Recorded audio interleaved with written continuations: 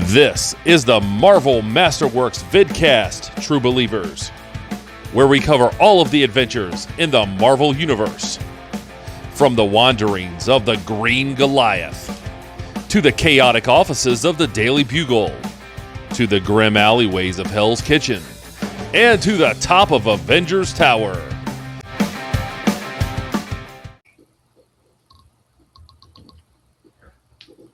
Welcome to another episode of the Marvel Masterworks podcast and vidcast. As always, I'm your host, Adam, and with me is my co-host, Chris. Chris, how's it going? Going pretty well. How about you? I'm doing well. It's been an interesting couple of weeks in the Marvel world, the Marvel Cinematic Universe especially. So we've got a lot to discuss. We were supposed to do this earlier, but then I thought, you know what, let's wait till after San Diego Comic-Con. And that was probably a wise decision because we would have been woefully behind on news or out of the loop on news had we released the episode earlier. We're also going to, in addition to discussing what we found out at SDCC and afterwards, we're then, in the second half of the show, going to discuss the first 5 episodes of X-Men 97 Season 2. So that's what's on the agenda, and that's what we're going to talk about today. So, first and foremost, let's talk about what transpired at San Diego Comic-Con.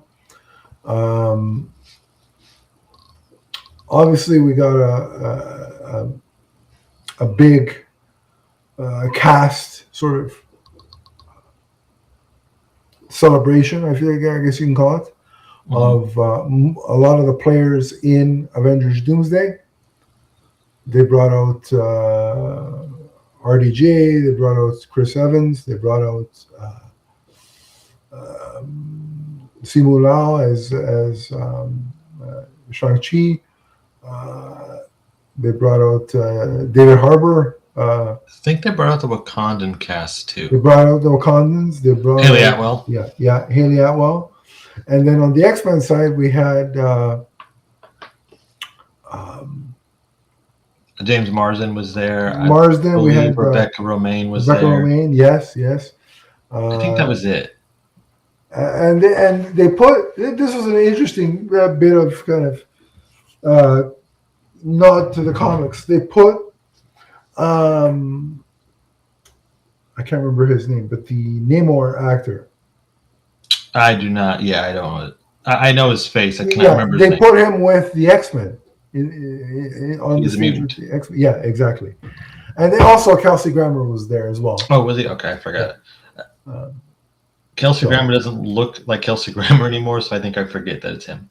And he certainly doesn't look like Beast when he's that out of too. He does not look like Beast. when he's out of the makeup, obviously. Who would have thought? Shocking. Well, I'm glad he's happy that he doesn't look like Beast. Yeah, I'm sure. When he's not on set filming, because that would be quite the look. If you had to walk around looking like Beast 24/7, that would be interesting for somebody. So that was kind of cool that they brought out a lot of the big name players. And then we also got, the Russo brothers talked as much as they could about Doomsday. They showed a Comic-Con specific trailer. We'll get to the trailer that we saw in a bit. That was released for public consumption about a week or so before that. Ryan Reynolds made a cameo in a gray Deadpool suit. Did you see what he called that suit? Yeah, a jean gray.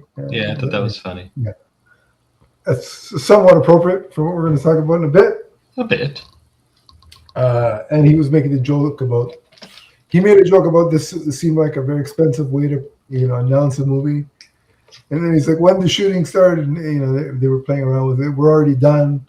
Then he started asking about where's Thor and why was he crying, which is a reference from Deadpool Wolverine. Look, all have to say is, I don't think he just showed up there for shits and giggles. He's in Doomsday. Let's call it what it is. I thought that's why he was there. Is that not confirmed? Well, I don't think it has been outright confirmed, but he's, it's probably the worst kept secret that he's in Doomsday. Okay, yeah, because I assume that's why he was there to confirm that, or maybe he's in Secret Wars. Which either way, he's in one of these Avengers films. I think he'll be one of the few that's in both. Yeah, that could be it too. And so will Hugh Jackman's Wolverine. Till he's 90. Or until they cast the next Wolverine, which Till he's 90. probably, yeah. That's. I mean, the rumor is they're going to have 2 Wolverines, so. Which wouldn't shock me. And you know what? I'm not bothered by it. I am. Okay, we can talk about that. We can touch on that. But so after all that, or actually before all that, I'm kind of going out of order. But anyway, they announced and they brought her on stage Ryan Gosling, good Canadian boy Ryan Gosling, who many will remember from The Notebook. I first saw him as young Hercules. It shows my age, but whatever. Didn't know he was in that. I'm old, and it is what it is. But anyway, good Canadian boy Ryan Gosling came on stage to announce that he will star as Ghost Rider in a Ghost Rider movie. And this movie has a director, and the movie will be also directed by a good Canadian boy, Sean Levy, who previously directed Deadpool and Wolverine. This one has a release date, but I can't remember. I want to say it's July 2028. Right. That's I know Black Panther. Well, I think that one is later, but I believe Ghost Rider is July. Yeah, and there's one. I believe there's another one that is unaccounted for, but we know what that's going to be. We'll talk about I'm sure we'll hear about it at D23. Yeah, and we'll talk about what we think that is when we get to more of the news. So, I mean, Ryan Gosling as Ghost Rider has been a long rumored thing. Mm-hmm. A lot of fans have wanted this, and so now it's happening. I think Gosling will do a good job as Ghost Rider. I don't know which version he's playing. Mm-hmm. It's not going to be I think the character's name is Robbie Reyes. I don't think it's going to be Robbie that one. Reyes. No, I think he's Johnny Blaze. It's either Johnny Blaze or Danny Ketch. It's one of the two. I think because Gosling is like an older fan of this, he loves Ghost Rider, I'm assuming it's Johnny. He looks like Danny Ketch. I mean, if we're casting by looks, he looks like Danny Ketch more than he does Johnny Blaze. But Nicolas Cage also played Johnny Blaze. So right. So, but either way, like I said, I think it's a solid casting. I like the best part of. Like, I'm excited to see Ryan Gosling in the role, but the most secure and best part of this announcement for me is that it comes already with the director. Mm-hmm. I like Sean Levy. Apparently, according to reactions, some people have a hate on against him. I don't understand why. I've seen a lot of hate towards Sean Levy, and I kind of get it. Like, we don't like his kind of movies, and that's fine. But he does have a pretty large filmography. And a good track record. Good track record. Most of his films are well reviewed. Yeah. Like, I love obviously we both love Deadpool and Wolverine. Mm-hmm. I really love Real Steel. That's what I was going to say. Real Steel, I think, is kind of the one I would recommend people to watch. And I even liked, I know people shit on it because it's a Netflix movie, but I like The Adam Project, and it has nothing to do with the fact that that's also my name. I've never even seen it. But it's is that Ryan Reynolds? It's Ryan Reynolds, Mark Ruffalo, Jennifer Garner. Yeah, I did like Free Guy. I thought Free Guy was right. That was fun too. So I mean, I like Sean Levy. Yeah, I like most of his stuff, so I'm good with the announcement. I wouldn't say I'm cautious, but with Levy being the director, I'm kind of curious Right. how dark this thing will be. But the reason why I like that it comes with a director is because and the writer is the same guy that wrote his upcoming Star Wars movie. Oh, I didn't know it had a writer too. Okay, so yeah, that's good. So it has a writer also involved. I can't remember the guy's name, but it's the guy who wrote his most recent Star Wars film that they did together. So yeah, the last Starfighter. I think it's called Starfighter or something. Yeah. So the reason why I like that this all comes baked in with a star, a writer, and director is because it is the exact opposite of what we got with Blade, which only came with Mahershala Ali. Like, this shows that there's actual intent and probability that this movie is going to get made. Yeah, I would agree with that. As opposed to, again, hey, Mahershala Ali's going to play Blade, they said in 2019. And then it went through about, 3-4 directors? I don't remember rewrites, directors, and that was just like a cursed project. And I think part of it, I don't want to throw all the blame on Feige for this one, even though he deserves a lot of it, I think. Right, yeah. The whole Marvel team. But Mahershala Ali did have some kind of say in the story, and he wanted a very specific story. Yeah. He did throw Feige under the bus, and he did. Look, I'm not saying when he deserves criticism, Feige should get criticism, just like any studio head does. But let's not say Mahershala is blameless in all this. He was incredibly picky, and that's been mentioned oftentimes. Yeah. So there was enough blame to go around where Blade is concerned. That's what I was going to say. Yeah, it's not. It shouldn't be directed just at one. This looks far more secure in terms of a project going forward. It does, and I think it's cool to see that Marvel might be exploring the darker side of the universe, because we've only seen them kind of mess with it here and there. Yeah, they dabbled with it with Werewolf by Night, right? Yeah, a little bit with Werewolf by Night, a little bit with Moon Knight. Which Werewolf by Night apparently was very successful. Yeah, I didn't love it, but yeah, it was. People liked it a lot. To the point where Michael Giacchino said they're discussing a sequel. So,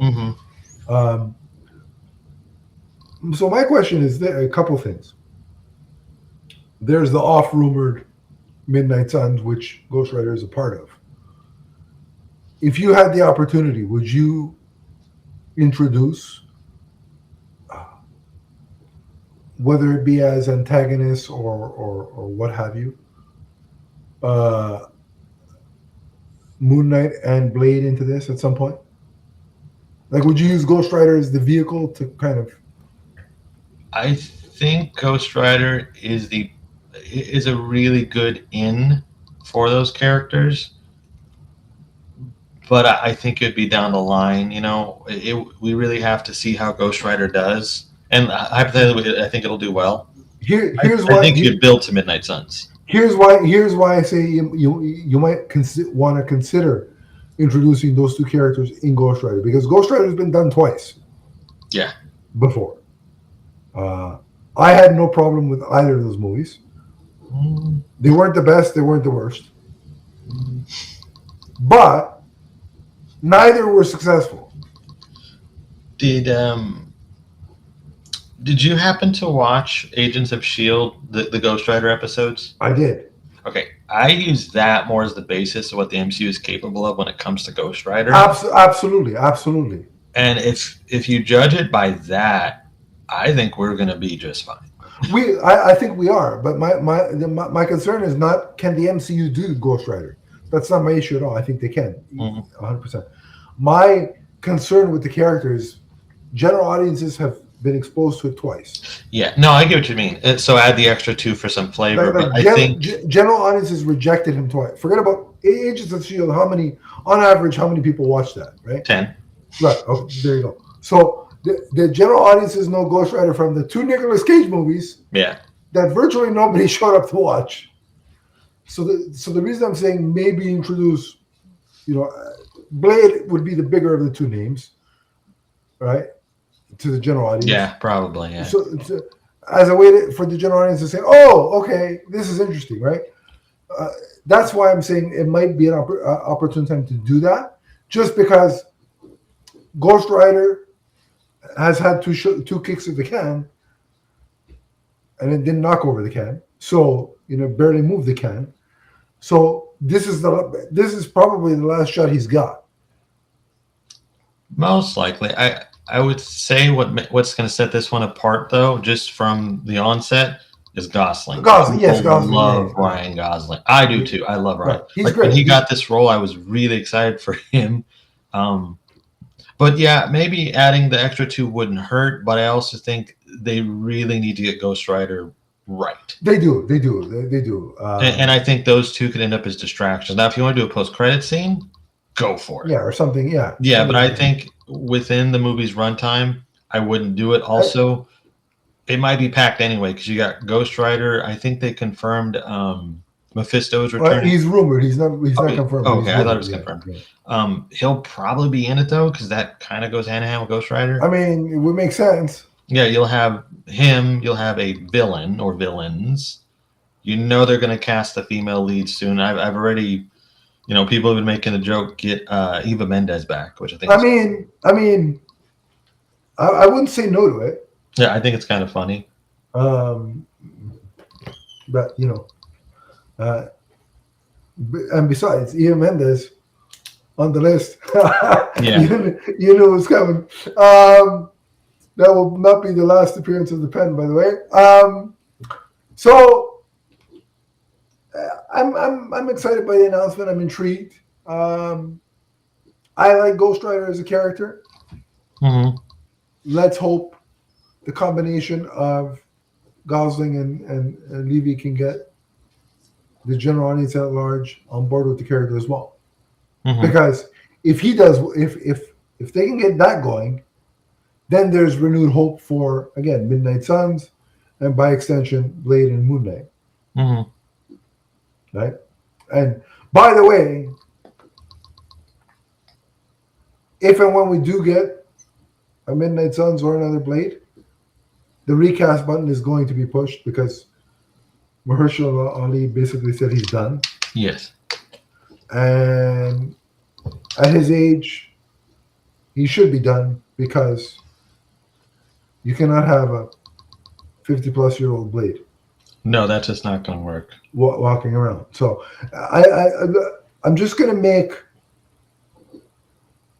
a suggestion. Actually, 2 potential suggestions for a future Blade. I know this is kind of not part of this, but I was thinking about it. Remember one of the names being thrown around for a recast Black Panther was Damon Idris, I think his name is? Yeah, I've been seeing his name thrown for this too. And I just want this guy to get more work. He's great. So I can see him as a younger Blade because he's in his early 30s, I think it is. He's a younger guy, and I think also somebody online made a great point. He's English, which Blade is. Right. So that would be a nice, call to the source material. The other thing is, I think he might be a little older. I'm not sure, and they recently canceled his. Yeah. The supposed second season of his show, but Yahya Abdul-Mateen could potentially be a Blade. I think that's too much cross-pollination. Too close, yeah, too close. But it's way too close. But Damon Idris, I think, would be a choice. I think they have to be looking at him when they think Blade now. And really, I think we've talked about Mahershala Ali was kind of too old to begin with. Yeah, you started kind of. I won't say on the wrong foot, but on the wrong toe, I guess. That would be. Yeah, because great actor, not complaining. If he would have did it, I'm sure he would have been fantastic. Yeah. But he was already older. Right. So I don't know how much we would have got out of him. Yeah. And I hate to put it that way because, like, they're, it's their job. We shouldn't want their life. You know what I mean? Right. To be spent. No. But the way the MCU works, they probably want at least a decade out of these people. Yes. Right. And Blade comes with a significant set of challenges because he's a half vampire. Yeah, he's Blade. So that requires some youthful longevity. Mm-hmm. So that's the nature of the beast, right? It would be like casting a 60-year-old to play Superman and expecting him to do it for 10 to 15 years. Not going to happen, right? No. It's like when I kept hearing back in the day the suggestion, John Hamm as Superman. Sure, if you're doing one Kingdom Come movie and that's it, great. Yeah, I think though, it really depends on the stories, but for the most part, I agree because you don't want to cast them too old when you want like at least a trilogy because that's going to take 10 years. Yeah, exactly. So it will be interesting to see the development of Ghost Rider. I'm excited. I'm glad they made that announcement. Yes. Another announcement was we talked about it. Black Panther 3 was formally announced. What's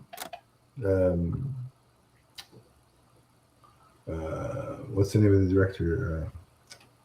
Ryan Coogler. Yes. He came out on stage and announced that Black Panther 3 was coming. I think it's December. I want to say 15th. 28. Yeah, it's like in the middle of 2028. Yeah, mid-December 2028. Marvel's basically owning December every year because they're going to try to. They have Doomsday, Secret Wars, and now that will be December. Right. So December 2028 is when Black Panther is coming out, and they did what I consider the smart thing and formally announced and brought out the new Black Panther. They've basically aged up T'Challa Jr., who we were introduced to in Wakanda Forever. Yeah. As a kid. And so they've aged him up and they've cast David Johnson. Thank you very much. In the role. I don't know much about this actor. Oh, you haven't seen Alien Romulus? Oh, yes, I have. Sorry. Yeah, he's great in that. He's also okay. in an HBO series called The Industry. He's really good there. Yeah. I love David Johnson. I think that he is really, really good. And there's something about him. There's a charisma, but there's also this kind of like every guy quality to him. Right. Yeah. And I want to see what that's going to look like as Black Panther. I think it's going to really work. So I think he's, based on my limited sort of familiarity with him, I think he'll be good in the role. I think this recap, it's not really. He's T'Challa Jr., so it's not. Yeah, but I think this needed to happen. Yes. Because, and again, before I say this, let me preface the fact that it has nothing to do with the fact that she was a woman, because it's happened in the comics, so that does not influence me at all. But I was not keen on seeing Black Panther 3 with Shuri as Black Panther. Oh, I just feel that we weren't done. Now, obviously, it's a different T'Challa, but I felt the world needed more stories with T'Challa as Black Panther, and we didn't get that for obvious, unfortunate real world issues. But I think.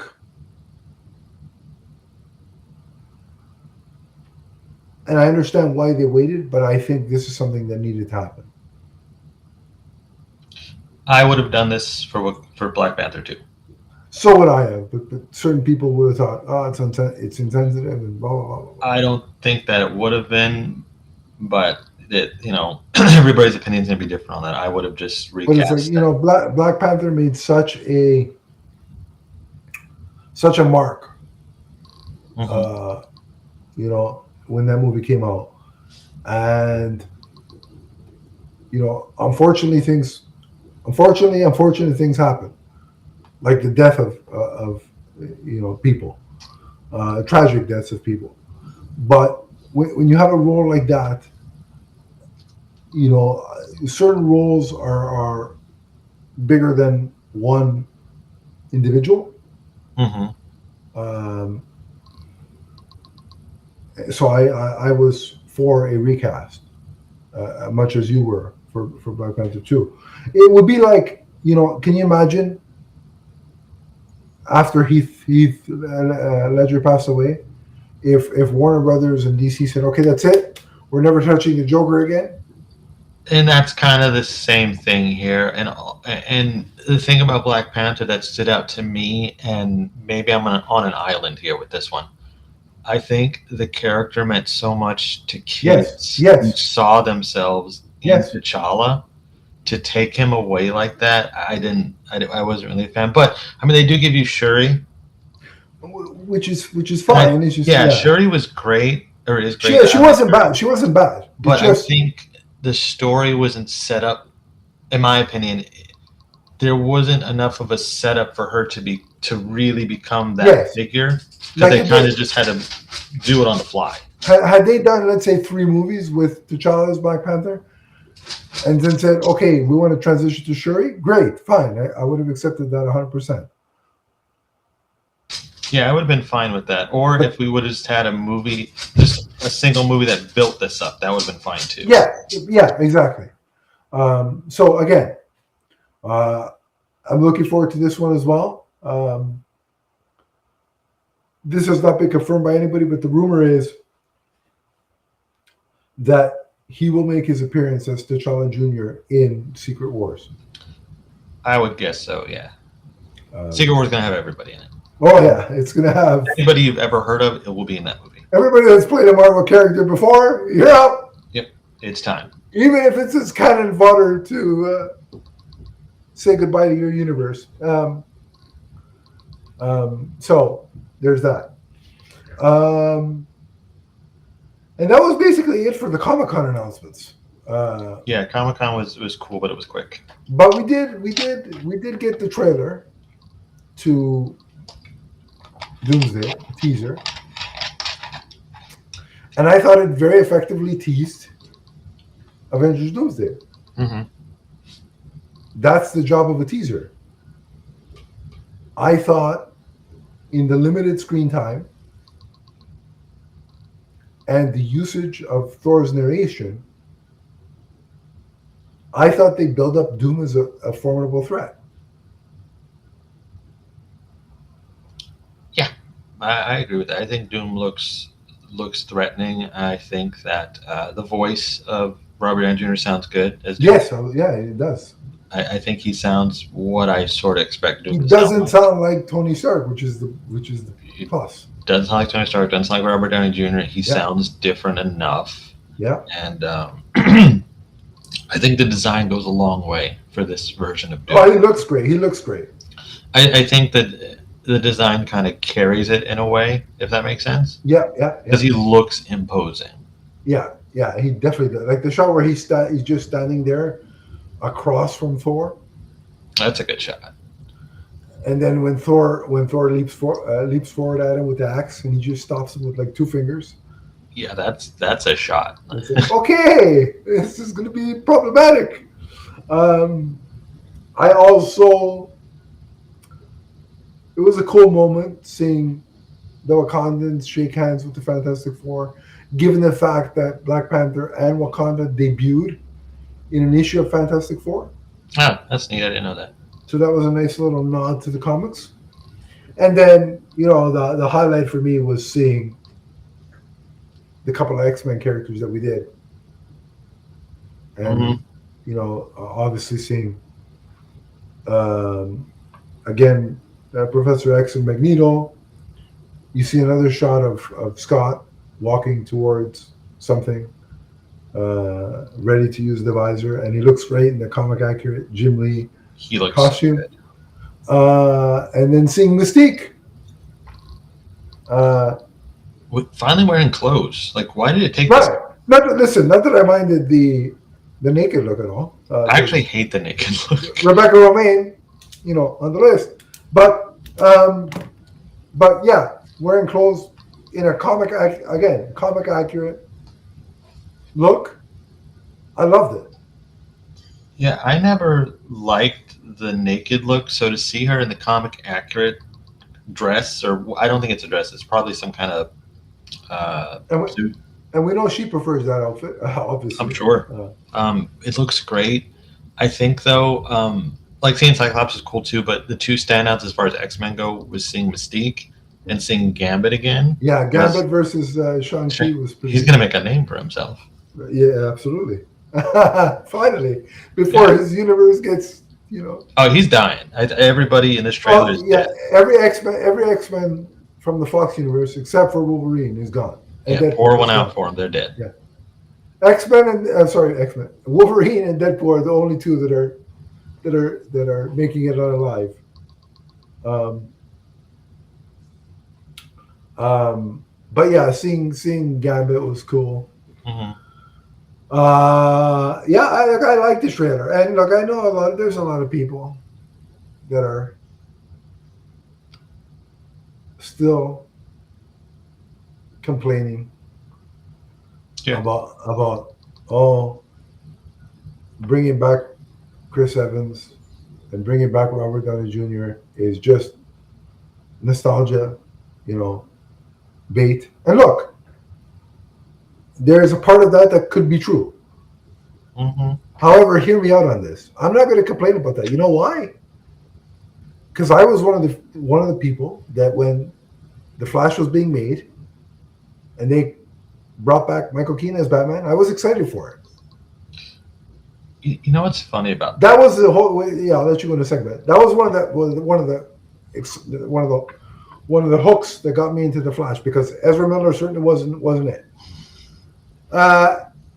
And no, it's not just because of his antics, during that period. It was even when he was cast the first go around, I didn't like him, but I digress. So Michael Keaton was a hook for me. And having seen the movie, the Batman stuff was the best part. Mm. So am I excited to see the Fox X-Men again? Am I excited to see Steve Rogers again? Am I so intrigued by Robert Downey Jr. being back as Doom this time? Yeah, that all works for me. So am I a fool for nostalgia bait? Yeah, call me a fool for nostalgia bait. I don't care. So I'm not going to criticize it because I loved it when The Flash did it. Mm-hmm. What were you going to say? Sorry, I cut you off there. No, you're fine. I think what's funny about that, because you're right. A lot of the same people who were very, very excited about Michael Keaton returning as Batman are very, very down on this movie for bringing back characters. And I just think it's kind of funny. I'm not picking on anybody, right. But it's kind of funny. Everybody's entitled to their opinions. Sure. I also think some people just want to hate this movie no matter what it is. I also have seen the takes. They're just ignoring everything that's come after Endgame. And to that, I ask you, did you support the stuff that came after Endgame? Well, you probably did not. So right. What are you upset about now? Well, here's the thing, though. The Thunderbolts are still involved, or the New Avengers, whatever you want to call them. Yes, they're still involved. So they're not being ignored. The Wakandans are there. They're not being ignored. Shang-Chi is in this movie. He's not being ignored. Yeah, I don't even know where that comes from. The Eternals are the only ones that are getting shut out, really. And I have no problem with that, because the Eternals was a ginormous bore. Nobody even I can't tell you one character. I don't remember the characters in it. I fell asleep during that movie. I don't even hate it. And I can't tell you a And thing. I didn't. And here's the thing: spoiler alert! I didn't go back and finish where I left off. I was like, I could care less. You didn't miss much. I mean, like I said, I don't hate it. I kind of like it for what it is, but it's not great. So what exactly is being ignored? Maybe Miss Marvel? I think that's what they mean more, the TV series. But I mean, we've seen Kamala in a movie. And she's probably going to be back again. Yeah, we know Kamala will return. They're not leaving Kamala out. She's fantastic. Like that show was actually well liked. It was, but more so, the actress Iman Vellani, yeah, she is amazing. Absolutely, and so then what else is there? She-Hulk, which I enjoyed personally. If She-Hulk doesn't return, that's more because the actress got fed up with Disney and Marvel, which I understand. But the rumor is that she is going to be back in one of these two movies. So that's rumored too. I mean, even I maybe Oscar Isaac, but again, who knows? So yeah, they're not really. I don't understand that argument. I don't get this ignoring stuff, right? I don't get it. But at the same time, again, did you support these projects? Probably not. Like, what, are people upset that like here's the only thing that I guess people might be upset about, or that you could have if you're a super fan of this character or this movie, you might be upset. But maybe because Shang-Chi hasn't had a sequel yet, maybe you could be upset about that. But you could be upset about that. You could also also see the argument. Sam is getting sidelined. But again, Sam had a movie, didn't do that hot. Sam's movie didn't do that well. Sam's show didn't do that well. And yet he's still Captain America. And he's also been in like 10 movies. Right. So I'm not, you know what I mean? Does he need another one? Probably not. Another movie? Yeah. Oh, I would give Sam another movie. Yeah, sure. I really wish they'd recast Anthony Mackie though. Let me rephrase. Let me rephrase. I'd give him one, but if he doesn't get one, is it a big crime against humanity? No, because he's been in so many other ones. Yeah, I think that's where I'm at too. Like, I don't need another Sam Cap movie, but I would like one. And I would support a recast because he's not one of my favorite. I just don't like Anthony Mackie. He just has an attitude about him. Yep. I love the character of Sam, and I do like the MCU version a lot. Yeah. But I don't like Anthony Mackie. Right. So I don't get this, you're ignoring the other phases. I don't buy that. But also, again, look, here's what boils down to it. If I have a selection of characters that the audience are telling me they want more of, based on ratings, if it's a TV thing, or box office if it's a movie. If I'm Kevin Feige and my 50,000 baseball caps, I'm listening to what the audience is telling me they want with their money. If they're telling me they don't want more Ironheart, I'm sorry, I'm not giving them more Ironheart. Yeah, I would agree with that. Oh, that's another thing. I forgot. But look, I watched it, but nobody else did. But Ironheart really was surprisingly good. It was, but nobody watched it. Nobody watched it. And that goes back to my point. Did you support these projects? You know who people want? Iron Man. That's what people want. They want Iron Man. Or they want Rhodey, War Machine. Right. But so chances are, after Secret Wars, this is just my hunch. Nobody's told me that. Kevin Feige doesn't tell me anything. I wish he would because it'd be cool. But I'm betting we're going to get a new Iron Man after Secret Wars. They said soft reboot, so yeah. Why? Because people want Iron Man. Yeah. I think soft reboot, that's what we're getting. Some characters will remain, some will just be recast through some kind of portal shenanigans. And to me, the most important thing is this. I think it's safe. I think we can call it. In terms of at least quality, at the very least, Marvel's been is back on a return to form with the last couple projects. Mm-hmm. Thunderbolts was really good. Now, it didn't light the box office on fire, but given that selection of characters, I didn't expect it to. And I bet you Marvel didn't either. Fantastic Four was a solid movie. Mm-hmm. Again, I love Fantastic Four. Box office didn't blow the doors off. No, but I think it was good for what it was. But I think Fantastic Four is just a property that is going to hit a certain range at the box office, and that's the ceiling for those characters. Mm-hmm. That's just my thoughts on it. But quality wise, it was good, right? I happen to love the Fantastic Four movie. I rewatched it at home because I liked it in theaters. But when I rewatched it at home, it really hit. Yeah. And then since Fantastic Four, now we've had Brand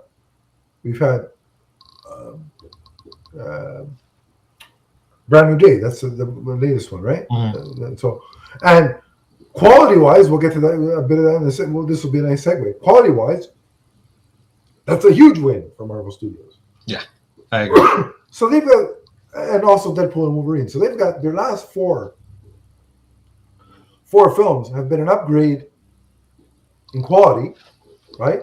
Mm-hmm. From what we were getting. Two of them were massive hits at the box office, and two were moderate size successes. So, they're back on a little bit of a streak. I think the quality, a lot of it is quality and right. But what I'm saying is certain characters aren't going to get into the. Oh, no, that's what I was saying. Quality is some of it, but a lot of it is people want characters they're familiar with. Yeah, again, I'll use this as an example because we talked about it. If Marvel's expecting $500 million from Ghost Rider, they've got a rude awakening coming. Yeah, I think Ghost Rider is gonna, it'll probably do well, but I hope they're setting the budget and expectations accordingly, because I see the floor, or I guess it would be the ceiling, not the floor, right? The ceiling would be the ceiling. Yeah, you see the ceiling of it, right? Yeah. So the ceiling for me would be somewhere in the range of Thunderbolts. Oh, I think it'd be higher than Thunderbolts, because Thunderbolts didn't do well. Well, no, but what I'm saying is, I would say it'd be a little less than Fantastic Four. Okay, all right, that's fair. Let's hope for that. I would that'd be decent, because I think a little bit less than that, it'll be fine. F4 made what? 500? Did it make 500? I think so. I think it did pretty 4 or 5. It did pretty well. So if this does like 350 or 4, I mean, I think it'd be anywhere between 350 to 5. I think for the only thing is, I would imagine the budget will be a little bit higher because he has a flaming skull for a head. Right, but I wouldn't put it at Brand New Day's 225. Make it less. No, it won't be that. I'm sure it won't. But it will probably be an expensive film because they have to get the look right. Right. You just have to. It can be costly without getting out of hand, is what I'm saying. And I think Marvel is starting to curb their budgets a bit too. And also the CGI, I think, is getting somewhat better finally after 20 films. Absolutely, I agree with that. I don't usually pick on CGI, but Marvel is notorious for horrible CGI. When they rush it, for sure. Yeah. Yeah, because or even you could look at Endgame. Thanos looks perfect. Yep. A lot of other stuff in that movie looks horrible. And look at Brand New Day. A lot of it looks really, really good. I only have one scene I complain on so far. Oh, okay, cool. But yeah, it's a beautiful film. It's the best looking Spider-Man film to date, in my opinion. Now, speaking of Brand New Day, because we can transition, because there's important stuff for Spider-Man in there, but also for the future of some of our favorite characters, the X-Men. So Brand New Day is breaking records. It broke the preview night record of Avengers Endgame. Brand New Day earned $72 million in Thursday previews, and then for a full Friday, it earned $168 million domestically. And mind you, it's splitting it with Odyssey. Right. Imagine if Odyssey was not in theaters right now. Right, exactly. That beats Avengers Endgame's 157 opening day. That is astronomical. People want to complain about movie theaters are dead and superhero fatigue. When it's a character they want to see, they're going to go. And this is proof. Because super fatigue is real. I'm not saying it isn't, but I mean, when it's a character people love, people know, like showing up. People are telling you like which characters they want to see. So exactly. on the Marvel side, it's Spider-Man and probably the core Avengers. And on the DC side, they're telling you they want to see Superman based on what Superman did. And they're telling you they want to see Batman based on what the Batman did. You know who they're telling you they don't want to see? Who's that? Clayface. But anyway. Well, I mean, we'll see. Yeah, I know. We'll see how that goes. But I just wanted to pick on Clayface. I mean, you might be surprised. That might end up actually turning a profit because the budget is so low. But regardless, they're telling you they want to see Superman and Batman, and they're telling you they want to see Spider-Man and the Avengers. That's what the audiences are telling you. Mm-hmm. But it's just astronomical what Spider-Man is doing.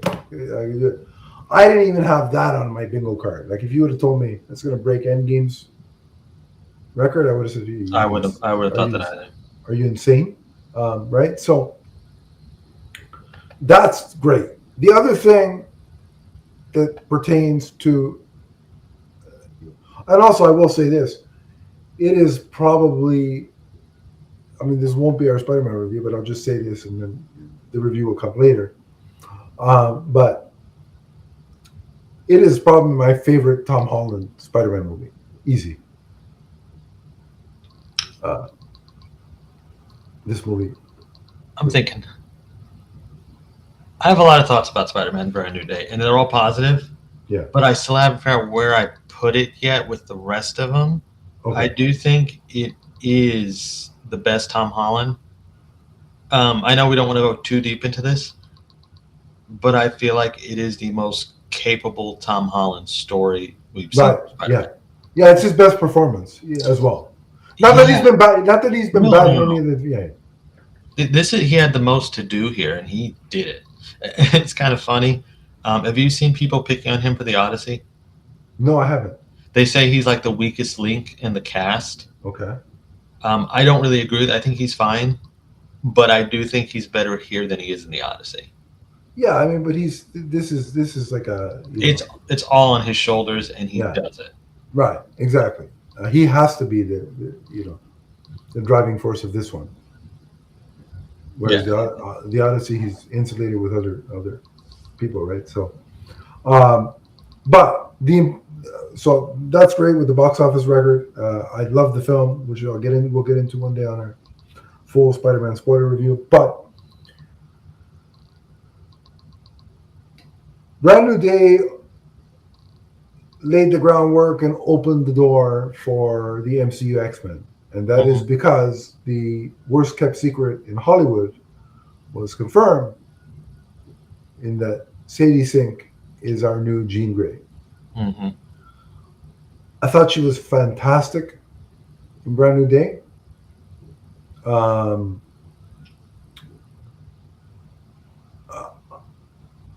I look at this iteration of Jean to this point as somebody who is lost and hurting and in desperate need of guidance from Charles Xavier.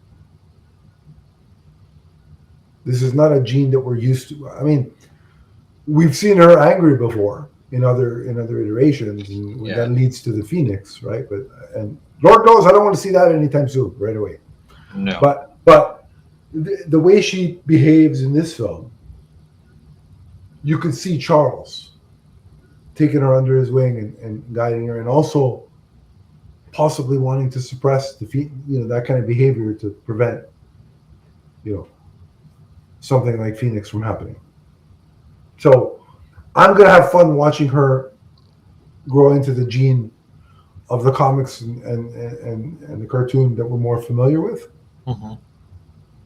But this was a great performance by Sadie Sink, and I'm excited to see her develop the character more. What are your general thoughts on her?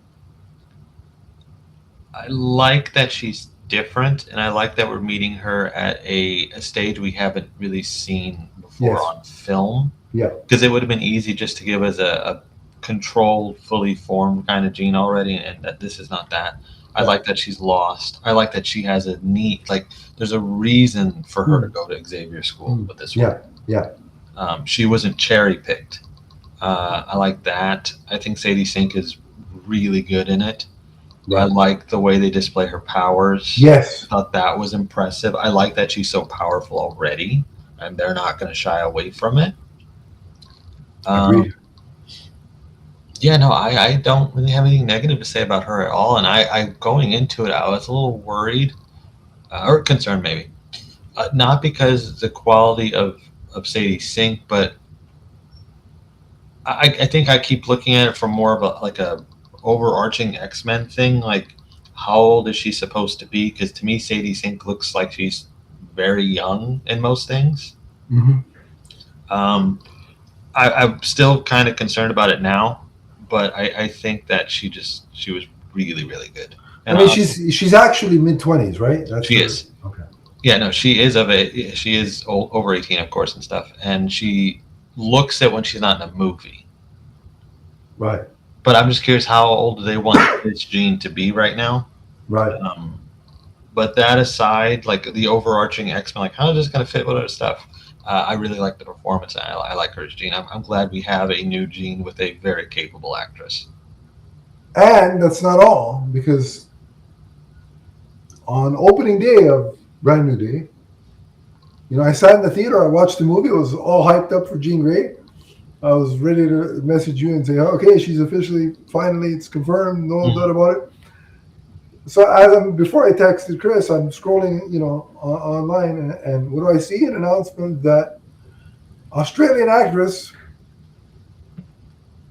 Samara Weaving on the list has been cast as Emma Frost.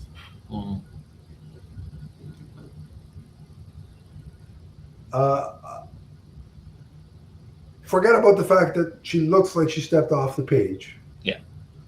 This is a fantastic pick for Emma Frost.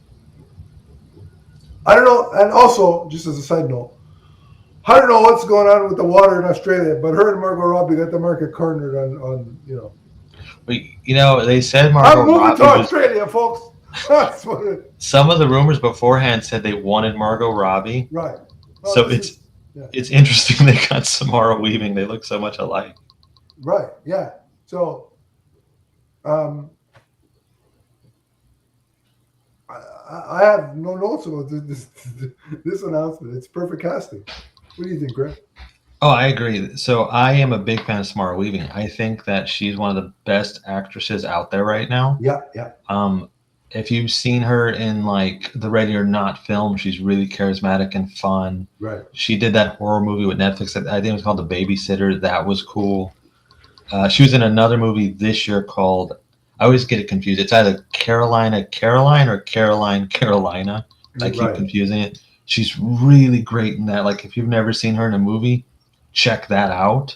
And on top of that, yeah, she looks like Emma Frost. Right. I'm actually really surprised we're getting Emma Frost too. Good point. Yeah. Yeah, I'm kind of curious how is Emma Frost gonna be a big part of the movie, or because we've only seen Emma Frost in a movie. Well, we've seen her twice, but First Class, she was a main villain. Let's not count X-Men Origins Wolverine as even though it was her, but it's not.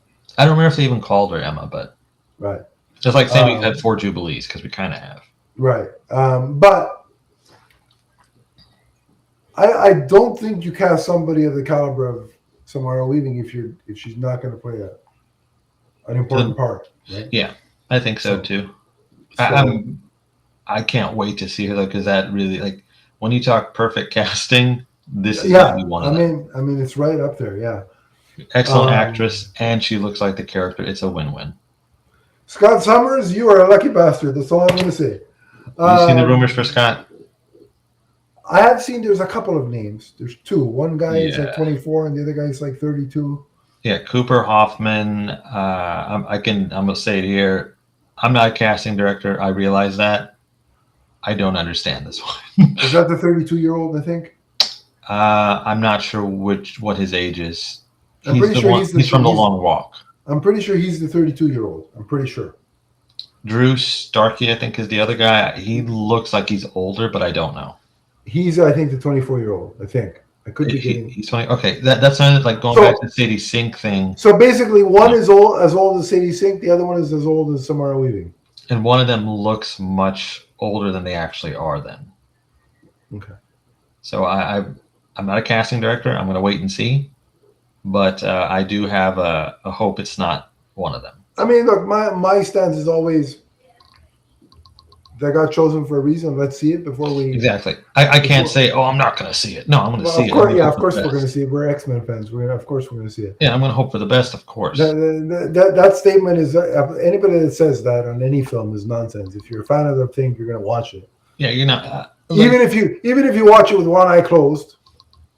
Unless you have some kind of like moral reason not to watch it. Yeah, unless you know, like the actor, you find out the actor murdered somebody, then okay. Yeah, the Jared Leto of it all or something. Yeah, fine. Yeah. But yeah, I think that whoever they cast is cool. The other rumored castings are interesting as well, but I'm sure we'll have an answer pretty soon. Yeah, we're gonna get that at probably D23 is my guess, the full, or at least by then we'll know.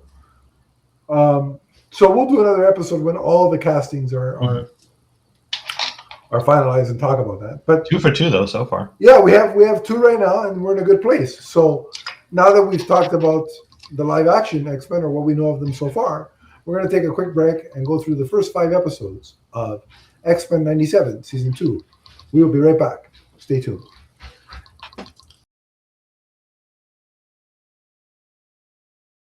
And we're back, and as promised, we are going to discuss the first 5 episodes of X-Men 97 Season 2.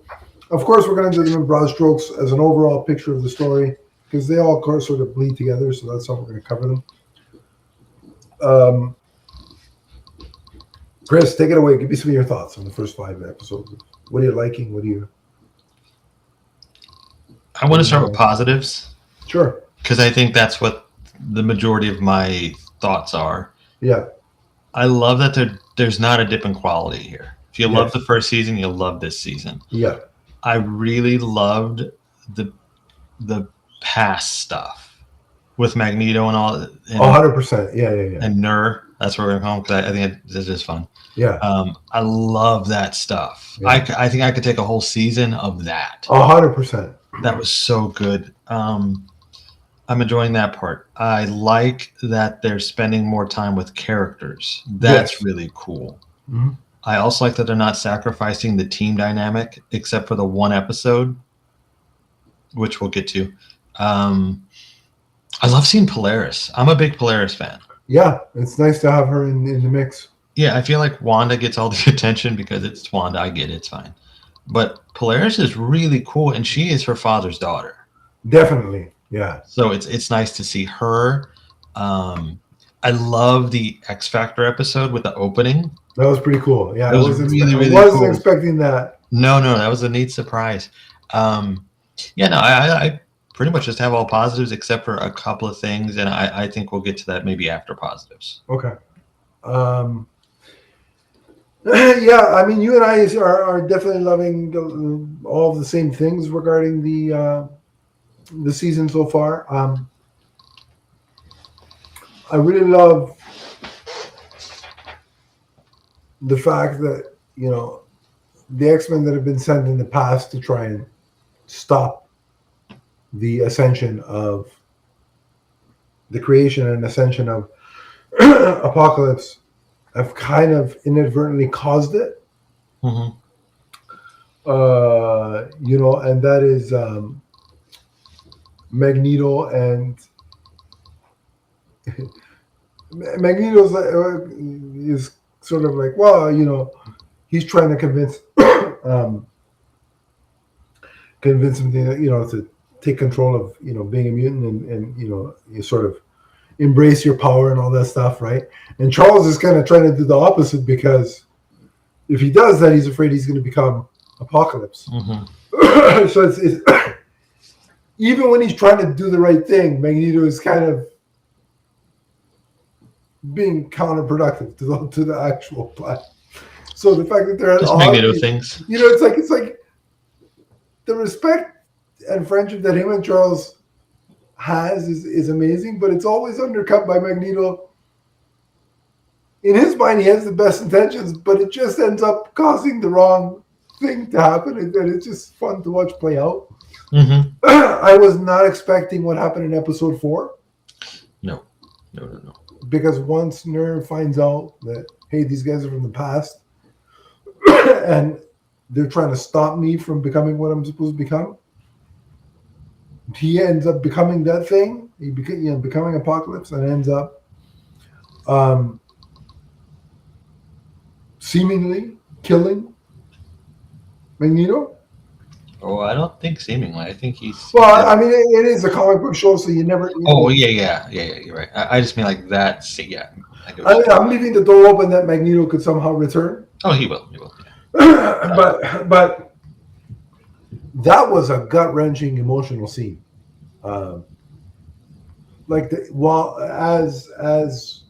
Apocalypse had Magneto in his grasp, like him and Magneto and Charles are still having that, heartfelt exchange, the heartfelt goodbye, if you will. Yeah. That was some emotionally powerful stuff. And you gotta give your kudos to both the voice performers and the animators on that one, because they're really the key components to pulling that off. Otherwise, it's just words on a page, right? That's true. Yeah. Especially in animation, it's more so the case. And I also really love I guess you'd call it the future stuff, because it's Cable, but we're going back into his past, which is still the future, and it's very weird. And watching the origin of him, that was really well done too. And like the young version of him sort of finding out that Scott and Jean are his parents, like that was, I like that aspect of it. Yeah, I like that too. And again, I think the best parts of those moments were pulling on the emotional heartstrings of these two parents knowing what their son is to become, but still trying to protect him from that at first, because they don't want that future for him. Right? They want the best for him. I just thought it was emotionally, like that stuff was the strongest stuff of that portion of the episodes. And there's a one line about that that Scott makes about, was he saying something about the leaders aren't called, or I actually just rewatched before we started. I can't remember the line. But you know which line I'm talking about. Yeah, it's when Nathan is standing on the cliff and he moves the thing. Yeah. Yeah. But they finally realize that this has to be the way it has to be, and they sort of give him that extra encouragement, little push, be able to do it. I thought that was some very powerful stuff.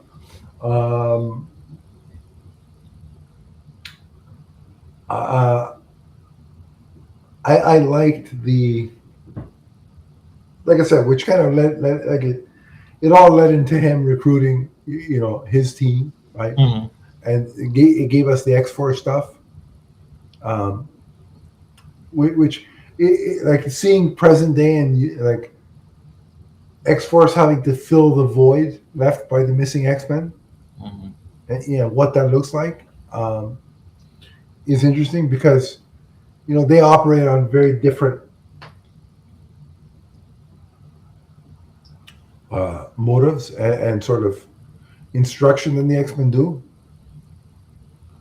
So I think it really sort of highlights the importance of Xavier and his his teachings and his way of doing things. But like I love like you were saying, I love Polaris being in this because she's really a dichotomy in and of herself, because here she is, the hero, right? And she wants to be so different from her father, but they do have a lot of the same tendencies and sort of the way they decide to act and perceive of how to handle a problem is very similar. So she has an internal struggle of her own of, I don't want to be anything like my father, but we have a lot of crap in common. Now I can't remember, was the scene where Xavier comforts her in the first 5, or was that after? Because I'm getting it's not a problem, but the episodes bleed together to where I actually don't remember what episode is what. But that was one of the scenes, regardless of where it is. Yeah, I don't remember where it's at. Again, I like seeing that from Xavier, because he would feel that obligation. Oh yeah, to look out for her because of his friendship with Magneto. And I love the way that was handled. I think that's one of the coolest aspects. Like, you're my best friend's kid. Of course I'm going to take care of you. But we were also at odds 90% of the time. But we're still pals. We'll still play chess. Any given day, I'll meet you online. Exactly. Imagine the internet functioned that way. We can disagree, but still. Just play chess. Yeah. So, was one of your, what were some of your issues? Because I have a feeling, and I could be way off, I have a feeling that they're all going to hinge around episode 5, or most of them. Well, the Weapon X episode. Yeah, the Weapon X episode was not my favorite, and that was surprising considering how much I love Wolverine. Right. But there was that, and then I also think this season has less of a focus. I don't know if you've kind of. I kind of see that too. Like, it started off very focused. Yeah, like I don't mind that it's not as focused, but when you started it really hammering the Apocalypse thing home. Yeah. It was basically balanced between Apocalypse and Cable. Those were the two. Yeah, and now we're not. So I think I guess currently we're about to get back into it, but it's just kind of strange because the first season is really focused. Yes. This one is a bit more all over the place. And maybe they tried to do too much. This is how it shook out. I don't know. But there's that. That is an issue, but it's not like a quality issue, if that makes sense. Right. The quality's there. And look, as a standalone episode, I kind of like the Weapon X. I don't like it very well. Okay, so I don't dislike it. I do like it, but I there's things I don't like about it. Like, first, I think Wolverine gets the claws back too quickly. Right. I thought we were going to stretch this out a little bit more and have to see him deal with the bone claws. Yes. We don't really see it. Yeah. We see, like, in that first episode, he has a hard time fighting with them. Right. That was cool, but I thought we'd stretch it out. I do not like Sabretooth being friendly with him. It's weird. It's kind of like they were trying to piggyback off the movie relationship. Yeah, and they don't have that in the series. In the series, it's traditional. They hate each other. There's no friendship. Are they even brothers or half brothers in the anime? No. They go with the comic continuity for them. Okay. That was only in the movie. Yeah, but, right. Yeah, no, I didn't like that. That was like a red flag right off the bat. Like, why is Sabretooth with them? Right. So, like, is this a flashback? So I didn't like that. I didn't love the Brood. It felt like an Alien ripoff. Felt like an Alien ripoff, and I think they were just trying to get to that moment to recreate the cover with the Brood Wolverine. Yes. I think Omega Red was just thrown in there for kicks, and I'm a big Omega Red guy. Yeah. And I think they kind of just blew it with him. Right. I agree with that, yeah. he's a major villain for Wolverine. Maybe even like Sabretooth, of course, is his Joker. But if you're gonna go like strength to strength, Omega Red is the big bad for Wolverine. Yeah, that's a fair point. Yeah. And so I didn't like the way he was used. I didn't like how fast he got the claws back. Didn't like Sabretooth. But what I did like is, of course, Wolverine himself. The Deathstrike stuff was cool. I love Morph. Yeah, his Wolverine and Morph's banter is great. Yeah, I love Morph. And at the end of the day, it is a Wolverine story, and I like Wolverine. So I'm glad he got the claws back. Right. I mean, even though I'm complaining, I'm glad he did get them. Let's be honest. If they would have left it till episode, how many episodes are in the season? 10? I think it's 10. Had they had left it till episode 9, you would have been like, okay, give him the claws back already. Right. I would have been complaining. So it's like, okay, I get it. But I get what you're saying. At least through episode 5 or 6, I would have thought. Or just show him with the struggle. That's all. Because we didn't see it. Right. If I would have seen, like, okay, this is earned. This doesn't even feel earned. We don't know what was. And I do like how Morpheus has shapeshifted into other Marvel characters. Yeah, they continue to do that, and that's Spider-Man. Really nice. Thor got an appearance.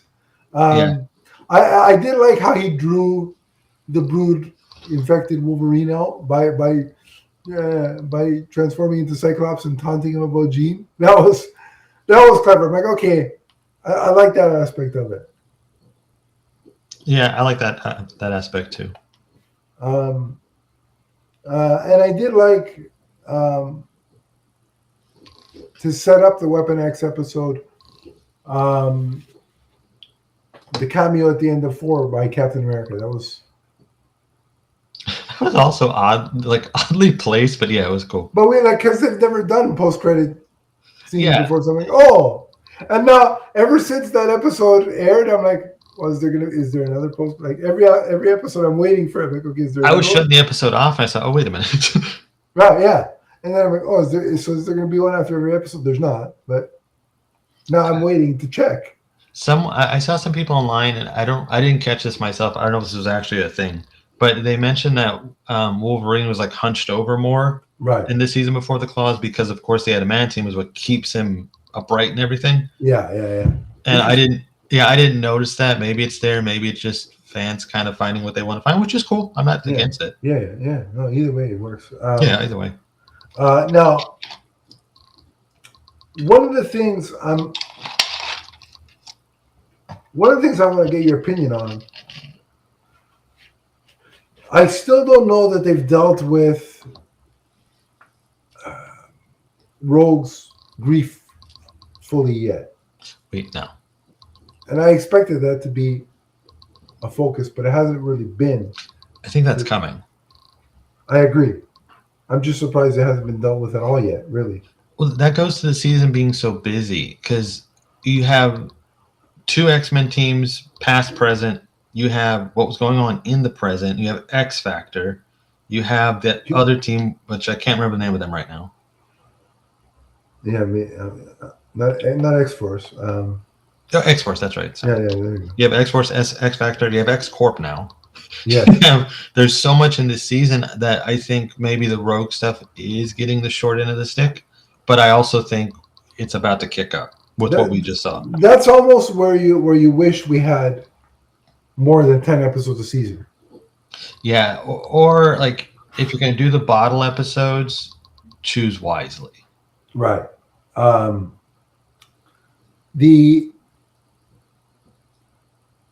Now, with that question, I'll ask you this. Do you think that Gambit is 100% never coming back?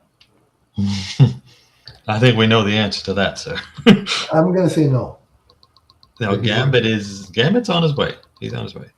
And again, same with Magneto. If you think Magneto is staying dead for the remainder of, I've got a bridge to tell you. I would like to point out that Apocalypse usually comes with 4 horsemen. Right. And I think we just figured out which 2 of them. I would say so. I think we got 2 of them already. I'm not saying, like, confirming that. Well, one of them most likely, but, it's not out of the realm of possibility. So look, I think overall I'm still really enjoying the season. It's still really good. But I agree with your sentiment that to this point it's been a little less focused is the. I don't know if that's the right word. That's the way I would describe it. It's a little less focused because I feel like they're doing a lot. But But then also you get like the Jubilee stuff. We didn't talk about that. Yeah, let's talk a bit about it. The Jubilee stuff, like that is kind of like the way the first episode of season 1 redefined the way you look at Cyclops' powers. Yeah. I feel like this did that for Jubilee. I would agree with that. That's a fair, I would second that for sure. Yeah, I love the Jubilee stuff. But again, it's been really good. It's just a little tiny bit less focused than the first season. But again, they are dealing with a lot, which my response to that is, can you not add 2 or 3 more episodes like in a season where you know you're dealing with this much material? I agree, but also if the plan, which it seems to be, is to have another season next year and so on, because they already showed a clip of next season at Comic-Con. Right, yeah. So if that's the plan, I'm actually okay with shorter seasons, yeah. Especially because they're weekly. That's cool with me. Yeah, just make sure you control the bottle episodes, like you were saying. Yeah, that's what I'm concerned about. The bottle episodes are great when they work, but I think also you need to maybe consider what deserves a bottle episode. Yes, I agree. Like you could have even split the Wolverine episode with Rogue, I think. Yeah, that's fair. We didn't need that entire sequence with, like, I would have been fine really if it was just Logan by himself. Yeah. That would have worked. I think it might have even been better. Yeah. Because he doesn't have to get saved at that point. It's Logan doing Logan shit. Yeah. It's just, hey, I'm going off my own for a little bit. I'll be back. Which he does, yeah, Yeah, that's his thing. But look, I'm still really enjoying it to this point. And I'm excited to see where they're going to go, for sure. And the most important thing is there hasn't been a dip in quality of the performances, the animation, and the overall story is being told. So, in that respect, I mean, we're still on a really good trajectory here. So, oh yeah, the X-Men 97 continues the high quality trend that it was on, and I think all it's doing is increasing the excitement for live action X-Men. For us, yeah. I don't know if I'm kind of curious who's watching it. If only like X-Men, like big fans are watching it, or if everybody's watching. I don't know. But for us, I mean, it only increases the excitement because that at least we're seeing it now.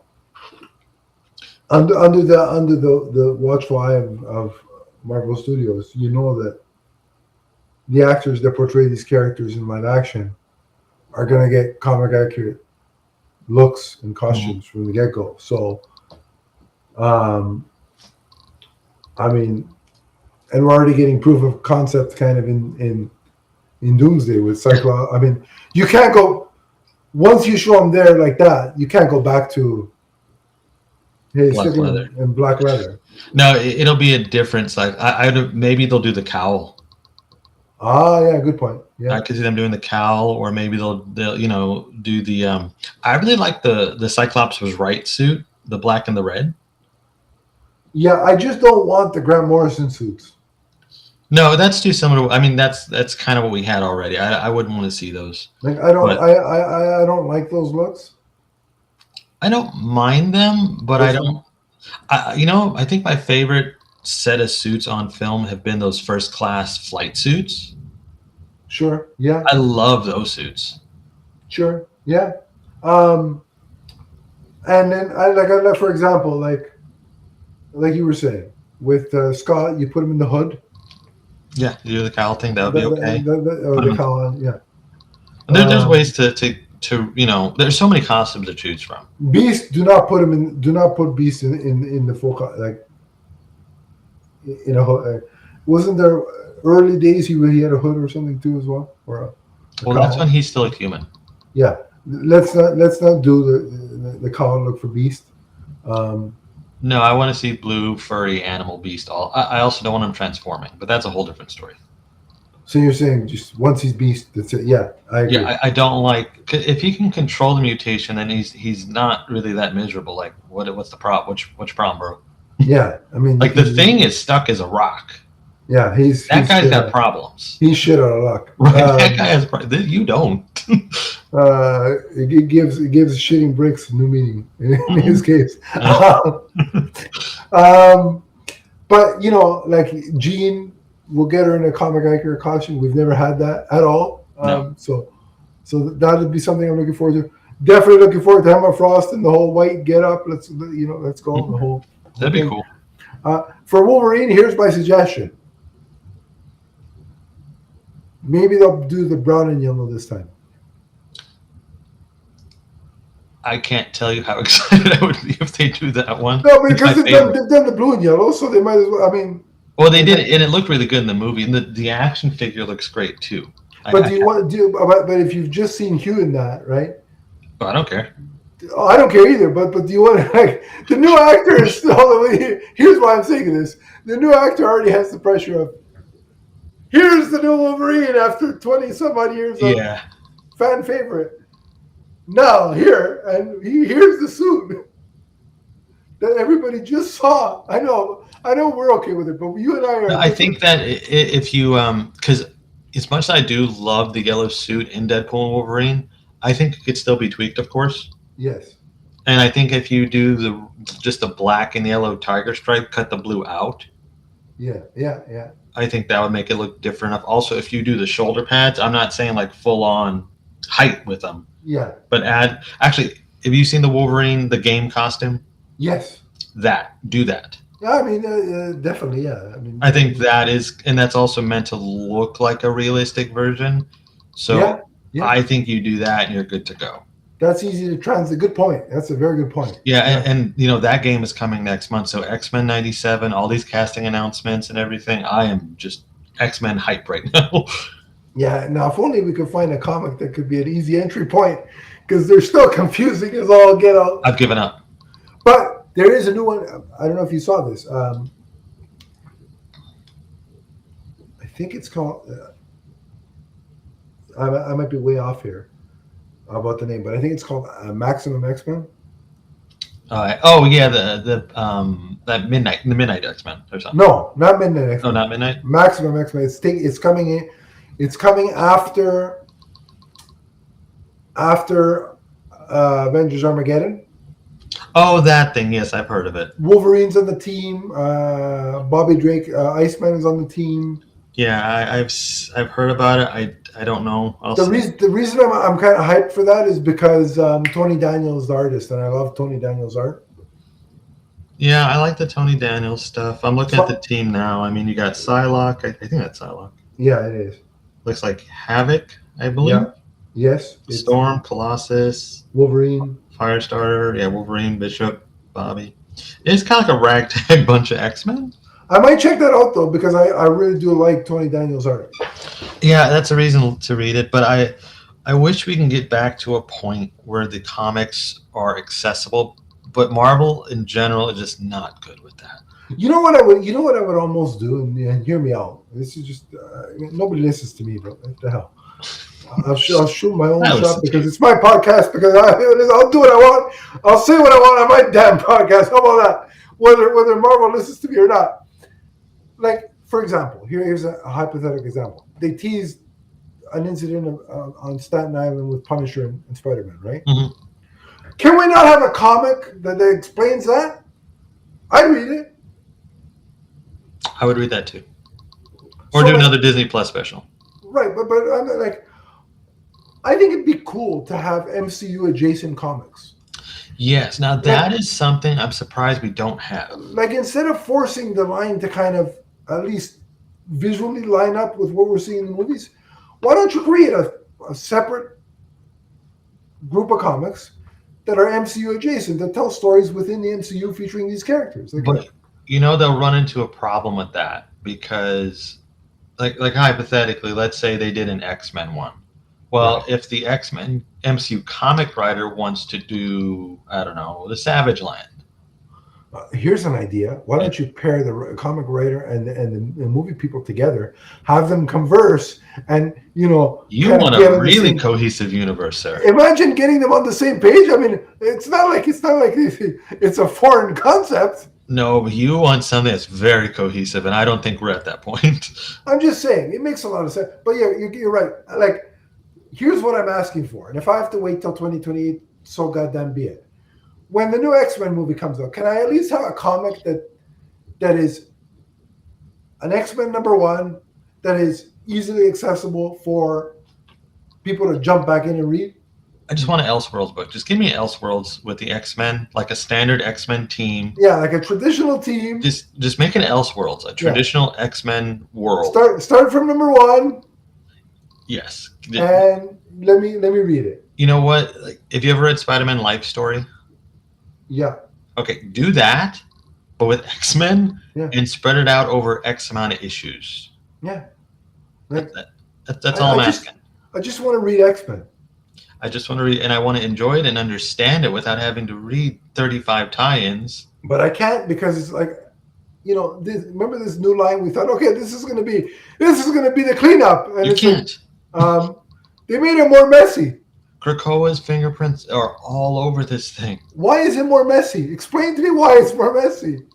It's more messy. That's like calling in a janitor when there's a spill at the supermarket and there's just a spot of milk on the floor. Next thing you know, you go back there's milk, there's ketchup, there's mustard, there's relish. And what happened to the floor? To me, one of the most fascinating things is they launched this Scott Summers book, right? You're supposed to like Scott after reading the book. Scott is a horrible character in that book. This is the new Cyclops book? Yeah, he's so unlikable. I haven't read it yet because I'm confused. The Cyclops one's actually easier to understand, but he's so unlikable it doesn't matter. Because I'm reading Avengers Armageddon, so I'm like, okay, maybe this X-Men book coming out of that I'll understand because I'm reading this storyline. Yeah. So maybe I'll get it, right? But that remains to be seen. And then also Wolverine's going to be part of the Avengers post Armageddon. Mm-hmm. Like there's a new team of Avengers. There's going to be it's Wolverine, Daredevil. I saw that. Yeah, Spider-Man. Yeah, I don't know if I'm going to read that, but it's interesting. And Captain Marvel. I'm going to read it because I like Spider-Man. I like Wolverine. I love Daredevil. So it's like, you're giving me the characters I want. Okay, I'll read this. Yeah, and it'll probably be easy jumping on point. Right, and it helps that I'm reading Armageddon. But it's just like I want an easy X-Men book to read. I will say, if you go in the Marvel app, they have an X-Men 97 comic. Yeah. And it's not too bad, but it's also like I don't think it's the regular length of a comic, so it's a short scroll. But again, it's which is not a problem for me because I love the show, but it's contingent on knowing the show. It is. I would like an X-Men book where I have a general let's say I'm an idiot and I have a bare general understanding of the X-Men. Give me that book and go. Yeah. I'm not saying retell stories that have already been told.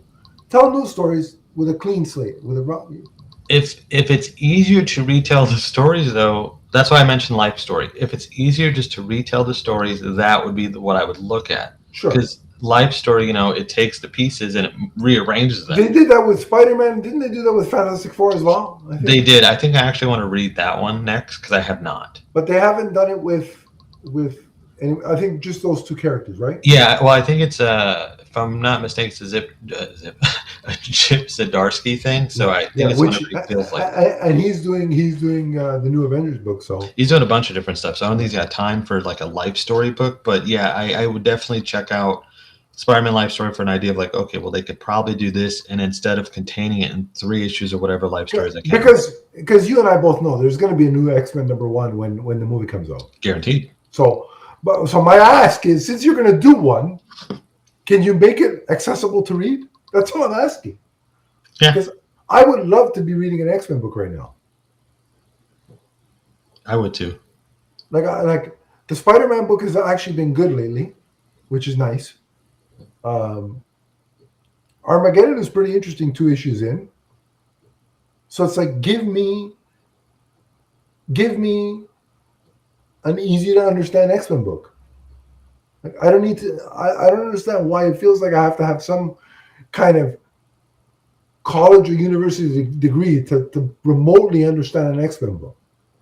You have to set aside time, watch YouTube videos to explain arcs, then go back and read arcs. Yeah, like I don't want to do that. I don't want to do that. Yeah, it's so much homework. I don't want to read the Krakoa crap because I tried that and I didn't like it. I read most of it and I didn't like it. So just give me an easy X-Men book. That's all I'm asking for. But I think we covered everything. How do you want to rate? Do you want to give a letter grade for the first half of the first 5 episodes? I don't know what I would give it, to be honest, because it's not that I like we said, really enjoying it. I just don't know I think I have to see the whole thing, if that makes sense. Okay, fair. So we won't give it a letter grade.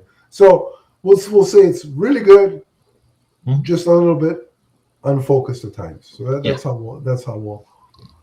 But more upside definitely than downside for sure. Absolutely. Oh yeah, for sure. Still very much highly recommend is what we're saying. Yes. And then our rating will come once we've seen 6 through 10, and we'll do a full rating. But until they're waiting for our next episode, where we probably reveal the full X-Men movie cast, because that's probably coming at D23. So Chris and I will schedule an episode accordingly. But until then, if they want to talk to you about X-Men, Chris, where do they find you? You guys can follow me on Twitter at thatchris70. I'm also on Threads. The name is the same, I think.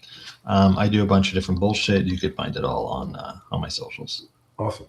If you want to track me down, it's at Adam_LeesFan on X, on Blue Sky, and we also have a Facebook group.